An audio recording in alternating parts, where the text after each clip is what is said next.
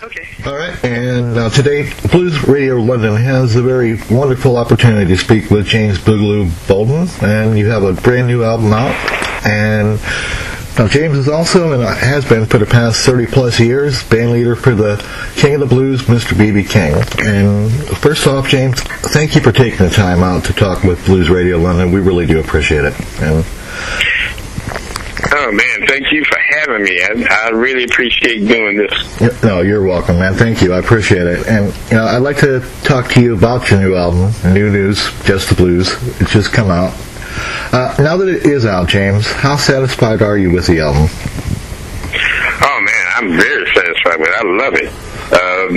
We put all our energy into it. We like as you hear it, we only did one cover song, and that's because I had inspiration to do that song, Big Boss Man. Right. I've heard it done so many different ways, and I had an idea. I said, no, I'd like to do this slightly different than everyone else. And so I sat down and came up with this version of it, Right. And I was quite pleased the way it came out. And then everyone in the band, we all contributed and wrote songs, and so everything else on there is original. Yeah, that's the one thing that did impress me about it, is that it seemed like it was a very group effort. I mean, there was a group collaboration on all the songs. How did you guys do that? I mean, how did you come up with the songwriting? Was it just like a collaborative effort? How did that songwriting process come about? Well, actually, you'd be surprised. Each artist that sang on most of the songs, like the songs that I'm singing on, except for Big Boss Man, are songs that I wrote myself. The lyrics and everything I came up with myself. The idea of the songs I came up with myself, all except for the arrangement of Hey There Pretty Woman. Yeah. That song, I had the lyrics, I had the melody of the song, and the basic format, and I knew where I wanted to go with it. But that particular song, the rhythm section helped me to develop it. Yeah. But everyone else actually wrote their own songs themselves. All right. Mm-hmm. Well, you got some incredible players on this album. I mean, besides yourself, you have Eric Demmer on sax, and he's played with an incredible amount of artists: Gatemouth Brown, the Allman Brothers, BB, Carlos Santana, Buddy Guy, just to name several. I mean, you got Mark Simmons, the drummer for Al Jarreau. You've got Evelyn Rubio on vocals and sax. Terry Green, he's a very well-respected player in the Houston scene. That's just several. I mean, the playing is fantastic. This is the same band you have while playing live, isn't it? Yes, the exact same band playing live. Man, it's incredible to be able to get all these talented musicians together, because they all could be a soloist in their own individual right. Right. Evelyn Rubio is actually from Mexico City, and she was a childhood singer and television personality there. Oh, really? So, she has chops. Yeah, she's an incredible singer. Incredible vocalist. Yeah. Now, the album's also produced by Eric Demmer. Now, given your status as BB's band leader, I mean, you most likely had access to many producers for the album. What led you to chose Eric to produce the album? Well, the producing of the album is like I'm executive producer. Right. So, but I let Eric have the reins because we both had the same insight on the album. But I'm sitting in the studio right next to him, and I could have put down co-producer, but because I'm sitting there and I have hands on too. Right. With it, but we both had the same vision for the album, and rather than bringing someone else who's a big name, come in and you try to tell them what you want and try to give them, but in general, they still don't get the full essence of what or see what you really want to do with it. But between Eric and myself, we had the same idea, the same insight as to what direction to go with the album and even the flavor of it that we wanted to present to the people. Right. Well, it certainly shows through. I mean, you both had the same vision, apparently. I mean, do you have any favorite cuts on the album? And anything that stands out to you? I'll tell you, of course, I like Hey That Pretty Woman, which I wrote for my wife. Eric sings Don't Talk to Me, and Evelyn's song Border Town. And, of course, Hey There, Little Man. Those things really stand up to me. All right, man. It's pretty solid album. It's a real solid album. So I mean, it's kind of hard to even actually pick a favorite on there. Now we tried to cross across many genres, right? Where there's something on there for everybody. I mean, if you're a little kid, or even if you're an old-time blues a fanatic fan.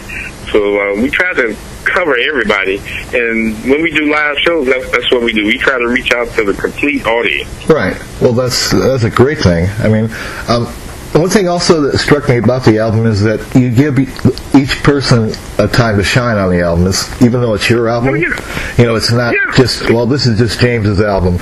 You know what I mean? Well, my whole thing is that I'm not afraid to feature anyone, because I feel like their abilities need to shine, and what they do enhances me. And I kind of learned that from BB. BB, on his shows, he lets the whole band, he features the whole band, everyone in the band, at some time or another, to show your artistry, you know? Right. But, and that's, I kind of got that from BB, but I don't think it's a hindrance or to let the other guys shine and do their thing too. And it helps to solidify the band, you know, the camaraderie between one another is the way I feel. Right. Well, that's a good thing. It's good to have that kind of collaboration like that as well. Mm-hmm. Now you're quite busy with BB. I mean, you're getting ready to go out on tour in about a week, and you're playing over 100 dates a year with him. But are there any plans to do any type of touring for the album? Oh yes, we're working on setting up a tour now. We're with Confessing the Blues booking, and they were in the process of now trying to set up a tour for my band, this record. Mm-hmm. All right. We'll hopefully be able to see it on tour here. What would you say, James, was the inspiration for you becoming a musician in the first place? Believe it or not, it was my mother. Oh yeah. Yeah, my mother played piano, but I grew up with a piano in the house, but never ever my whole life I never heard my mother play. Oh yeah. I heard people tell me that she played. Now my father was musically inclined himself, and he was a singer. He sang in some local gospel groups. And but I would hear my father around the house singing all the time. Yeah. But when I turned 11 years old, my mother came up to me and my sister and told us that you guys going to take some music. Now you decide whether you're going to play an instrument or you're going to sing.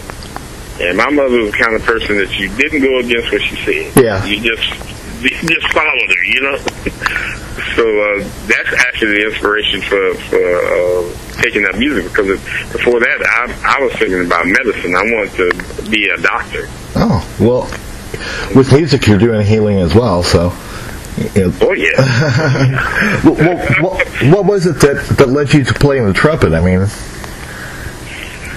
Okay, like I said, my mother told me to make a choice, and I decided, well, I want to play an instrument, you know, because I never thought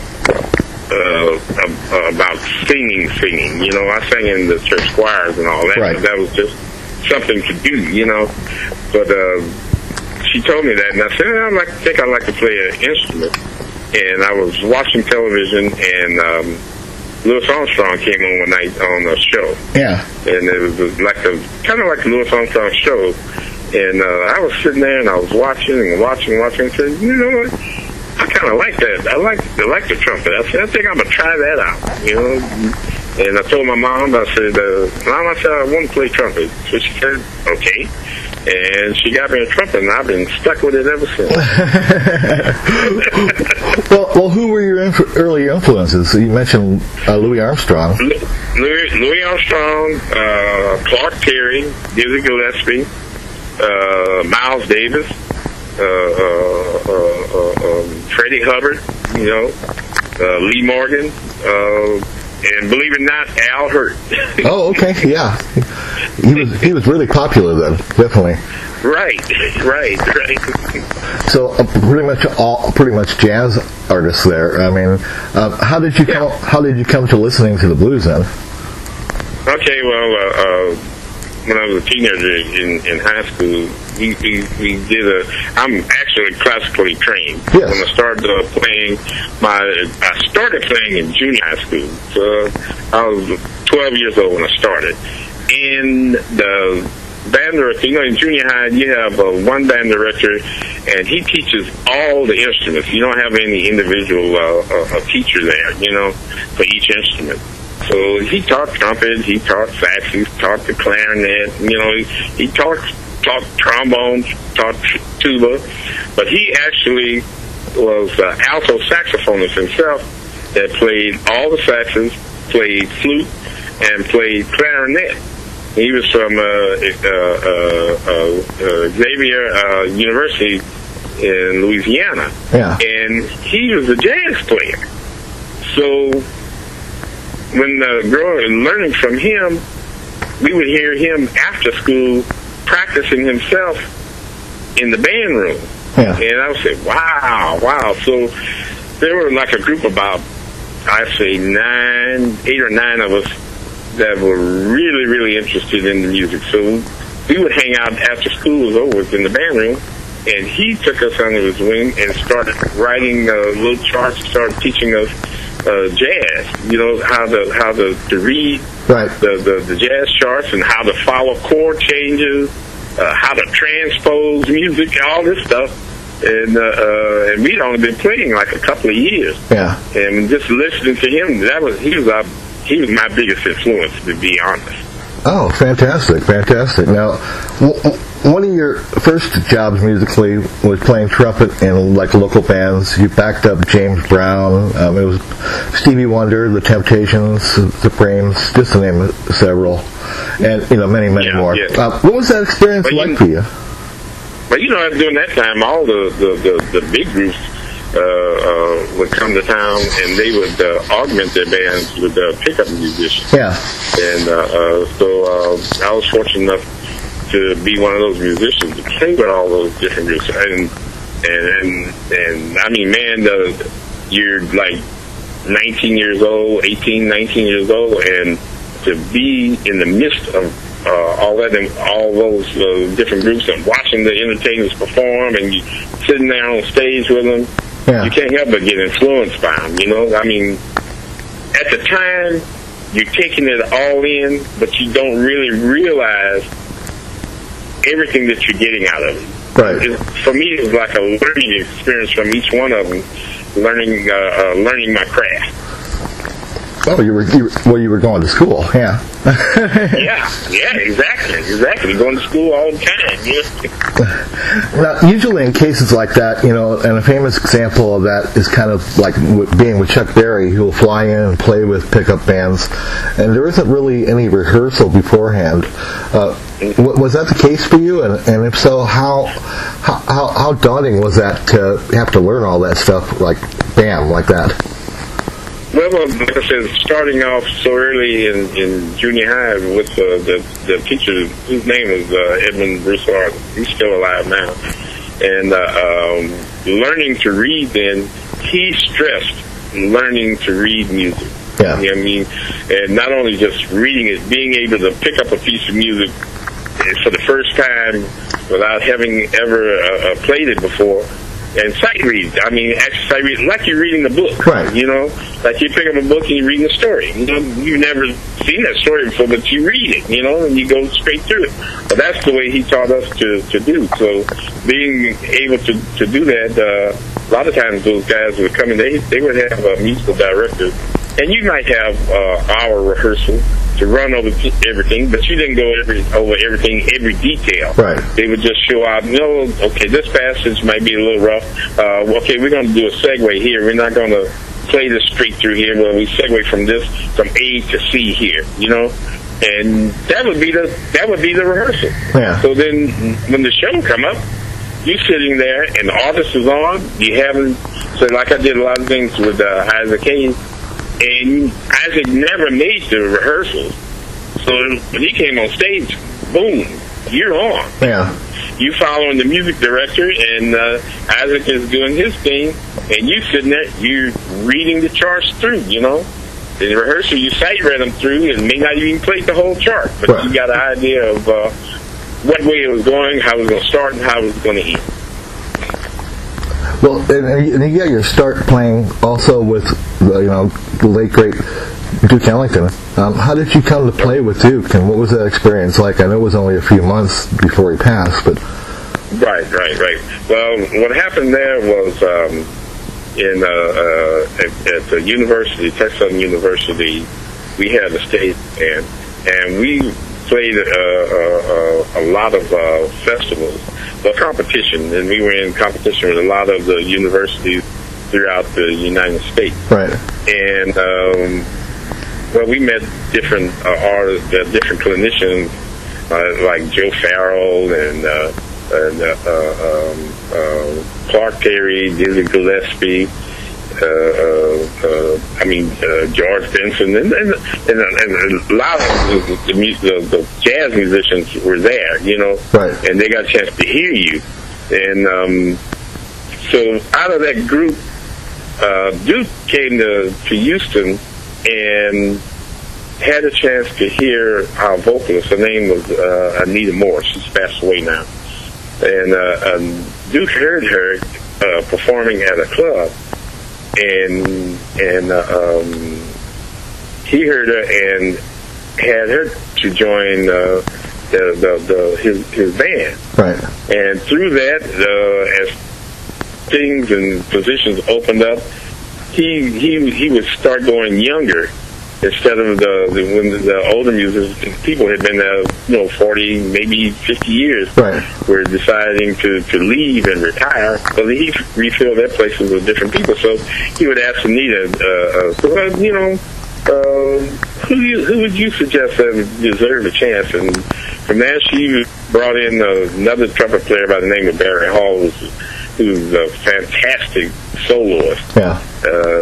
Had won many competitions. And then from there, he'd asked Barry again, and brought in my cousin, who's the drummer, is Quentin Rocky White. And from that, then the last few months, Johnny Coles decided to leave the band and go with Ray Charles. And then he asked them again, and they recommended me. And so I got a chance to play, to come in the band and play. Okay, I mean, you were with him for a few months, and then he passed. But then you were also you played with his son, who took over the orchestra, Mercer. And Mercer, yeah. Yeah, I mean, how long were you with him before you went? You went to. Didn't you actually quit music for a while, and after that? And then... Yeah. I was with the Ellington band for 4 years, and then I decided to come home and try to get some things together with family at home, and I stayed home about 2 years, and I played a little bit around town, not much. Mostly, I became a local city bus driver. Yeah. And wasn't doing much music, and one of my cousins, who was named Conrad Johnson, had the stage band here in Houston, and he was the high school director of the Cashmere High School stage band. And they turned out some fabulous professional musicians out of that band. Yeah. And also he had a local big band, and he just asked me, said, "Man, you're just sitting around home not playing, so come on and sit in with us and play sometime." So I started doing that, and that kind of kept me in the music. But for 2 years I did that, and then Calvin Owens, who's the band leader for Phoebe, called me and said, "Man, you're at home." He said, "I need your trumpet player. Why don't you come out and and play with BB?" So that's how I got in BB's band. Oh, so yeah, that helped out a lot. I mean, yeah. Now, what has that been like for you? I mean, you spent over 30 years so far as BB's band leader. What has that been like with you? And how would you describe your role in BB's band? I mean, I've seen you several times with BB, but how would you describe what your role is as BB King's band leader?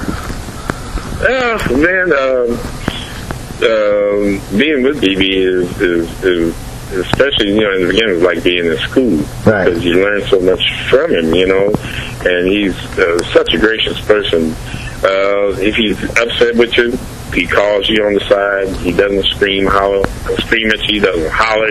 He doesn't curse you or anything. You sit down like two gentlemen, and you say, "Well, I don't like such and such stuff," but he gives you a chance to explain yourself, And so then, after a time, being in the band, I started setting the stage for the band.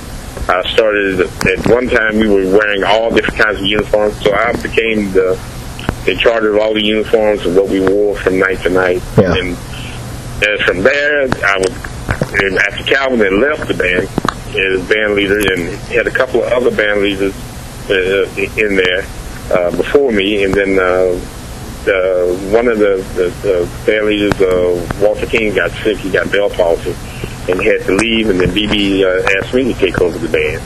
So then that's what my job was to rehearse the band, make sure the band was prepared for the shows, and I let them know what time that we were going to be on stage, what we were doing, to open up the show before BB comes on at night, So then I also got into doing the payroll, taking care of the payroll for the band. So I wear many hats. Well, what's a typical day for you like when you're on the road with BB? I mean, do you go ahead of him and make sure everything's taken care of before he gets into town, or? No, usually I'm on the phone before, we're off now, and we'll start back to work next week. And I've already made phone calls to advance the show and let them know what we need and what time we're going to be there to set up, what time we're going to do a sound check, and what time to serve dinner for the band, and what time the buses are showing up. So then once I'm out on the road, I travel with the band, and we all arrive at the hotel at the same time. But then I'll leave instead of myself and the drummer will stay on the bus, and instead of us going into the hotel to check in, we go straight to the venue. Yeah. And then we make sure the stage is set properly. I'll do a line check, make sure all the microphones are set, the instruments are in the proper position and all, ready for sound check and ready for the show that night. So you have a lot of different hats you have to do. Oh, yes. Yeah. You have to wear, yes. Exactly. Now, over the years with BB, you played thousands of shows throughout the world and probably almost every country. What has been the most memorable show for you thus far? Is there one that stands out in your memory? Oh, man, I love them all, to be honest. And to be honest, I couldn't pull out any one particular show. But I enjoyed playing there in London at the hall there. Yeah. I've enjoyed playing in Sydney, Australia. Tokyo. Just many places around the world, as well as the Montreal Jazz Festival and the different festivals here in the States. Every opportunity, I love it. Right. Just being able to play, period. I love it. Well, it definitely shows in your performances, even with BB and also on this album. Now you've been around the world numerous times over. What would you say is the current state of the blues? Do you see the audience growing still? Yeah, I see it growing, and I see the artists who are trying to keep the blues alive, I see them getting younger and younger and younger. You know? Yeah. but even though they're being young, they're still learning and studying from the masters, you know, and trying to present it true, you know. Even though some of them have their own little twists, even I have my own little twist on the blues, but yes, I see the audience is growing and the audience is becoming younger. Yeah. Now, do you see, are there any particular artists that you've seen that are coming up that, you know, you've been particularly impressed with? Well, you know, seeing Johnny Lang, I saw Johnny Lang when he was a really little kid, you know, playing, and a few other artists too. Sometimes my mind goes blank. I hate that when you get put on the spot like that. Yeah, just there it goes. Yeah. But a lot of the new artists, see them coming along, and I've seen them start out. I mean, I can go as far as go back as far as Robert Cray. I remember when Robert Cray used to open up for BB before he ever had recorded an album. Yeah. And then to see him grow now, you know, I mean, he's one of the mainstays now. Right. In the blues. Well, you've been with him for 30 years. I mean, I think that was about that time when you first started that Robert was coming up like that. So right. It's amazing, and time does fly. And now you've been with BB for so many years, and he's still doing over 100 shows a year. Do you ever foresee him slowing down or retiring ever? Has he ever talked to you about that? Well, he's not retiring. He doesn't want to retire, but he has slowed down because we're doing a little over 100 shows now, but as far back as 5 years ago, 5 or 6 years ago, we were doing 300 shows a year, and we had been doing that from the time that I joined the band. I joined the band January 1980, and we were doing 300 shows a year until about 5 or 6 years ago, and he started slacking it off, and even this year he's cut back even more. Yeah, well, he deserves it.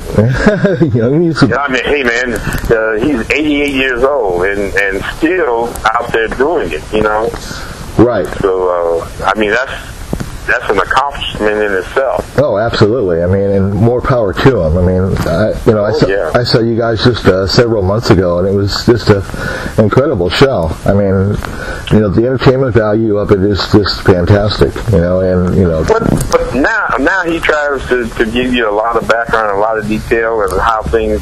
It's like a history lesson too. Now he tells you how things were you know, when he first started, and the conditions and the music and how things developed, along with still playing, you know, and all. So he now he wants the people to learn him and know some of the things that he experienced. Right.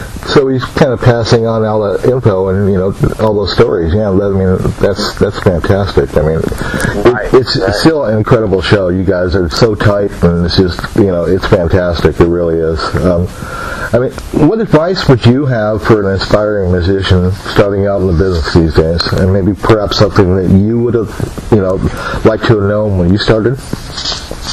Well, the thing when I first started playing and really realized that I wanted to do this as a profession, I'll tell all the everybody who has the idea that they want to make this a profession is to study and learn as much as you can, to become as proficient on your instrument as possible, so that there's nothing to hold you back when you're trying to learn all these different styles of the different feelings of the music, you know, and to listen to the masters, because the main thing about music, I mean any kind of music, it doesn't matter whether it's rock and roll, jazz, R&B or whatever, pop or whatever, you have to put your heart into it. Absolutely. You have to put your heart into it, and you have to portray your heart, to open yourself up to portray your heart to your audience. Absolutely, absolutely. I mean, you have to have that passion, and it can't be faked either, because people will know. No, they'll know it. They definitely will know it. Well, now, is there anything else you'd like to say to anyone listening to this? I mean, where can they purchase the album, James? Okay, you can get the album on iTunes, Amazon, and even SelectoHits.com, which is a distributing company for their album. Right. And anything you want, like I said, if you want to book us, we're on Confessing the Blues booking agency, and we're managed by Original Legends of the Blues Management. I mean, you can go online and find us. Oh, okay. All you need is James Boogaloo Bolden, the blues band. Okay. Well, hey, is it also available in stores anywhere? I mean, physical stores? That I don't know yet, and I think they're trying to get to that point of getting it in the stores, but online I do know you can get it. Okay. Definitely on iTunes. Oh, fantastic. Well, James, thank you very much once again for taking the time out to talk with Blues Radio London. It's been a true pleasure, and thank you so much. It's an incredible album, and I hope that it definitely sells so many like hotcakes. I hope so, man. Thank you very much for having me. No, I've enjoyed this so very much. Thank you, sir.